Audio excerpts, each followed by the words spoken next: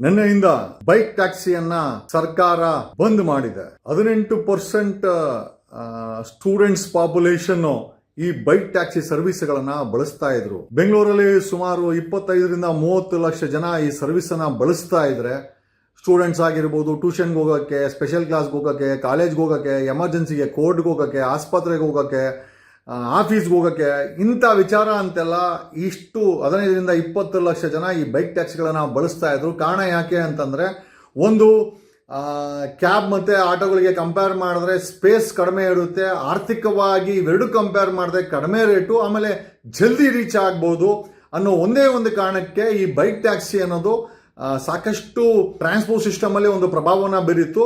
ನಾನು ಯಾವ್ದ್ರಲ್ಲಿ ಹೋಗ್ತೀನೋ ಅದನ್ನ ಡಿಸೈಡ್ ಮಾಡೋಂಥ ಅಧಿಕಾರವನ್ನ ಕಾನೂನಾತ್ಮಕವಾಗಿ ನಮ್ಮ ದೇಶದ ಸಂವಿಧಾನ ಕೊಟ್ಟಿದೆ. ನಾನು ಹೆಲಿಕಾಪ್ಟರ್ ಹೋಗೋದು ಅದು ನನ್ನ ಇಚ್ಛೆ, ಅಥವಾ ನಾನು ಟ್ರೈನಲ್ಲಿ ಹೋಗ್ಬೇಕಾ ಅದು ನನ್ನ ಇಚ್ಛೆ, ಬಸ್ಸಲ್ಲಿ ಹೋಗ್ಬೇಕಾ ನನ್ನ ಇಚ್ಛೆ, ನಾನು ಟ್ಯಾಕ್ಸಿನಲ್ಲಿ ಹೋಗ್ಬೇಕಾ ಆಟೋನಲ್ಲಿ ಹೋಗ್ಬೇಕಾ ಅದು ನನ್ನ ಇಚ್ಛೆ, ಅಕಸ್ಮಾತ್ ಬೈಕಲ್ಲಿ ಹೋದ್ರು ಕೂಡ ಅದು ನನ್ನ ಇಚ್ಛೆ ಅಂತ ಹೇಳ್ತಾ, ಈಗ ಕೆಲಸಕ್ಕೆ ಹೋಗಿ ಬಂದು ಈ ಎರಡೂ ಸರ್ಕಾರಗಳು ಮಾಡಿರುವಂತ ಬೆಲೆ ಏರಿಕೆನಲ್ಲಿ ಒಂದಷ್ಟು 3-3.5 ಲಕ್ಷ ಜನ ಸ್ವಯಂ ಉದ್ಯೋಗವನ್ನ ಸೃಷ್ಟಿ ಮಾಡ್ಕೊಂಡಿದ್ರು. ತಮ್ಮ ಬೈಕನ್ನ ಬಳಸಿ ಯಾವುದೇ ಕಳ್ತನ ಮಾಡ್ತಾ ಇರಲಿಲ್ಲ, ಯಾವುದೇ ಅತ್ಯಾಚಾರ ಮಾಡ್ತಾ ಇರಲಿಲ್ಲ, ಯಾವುದೇ ಕ್ರೈಮ್ ಮಾಡ್ತಾ ಇರಲಿಲ್ಲ.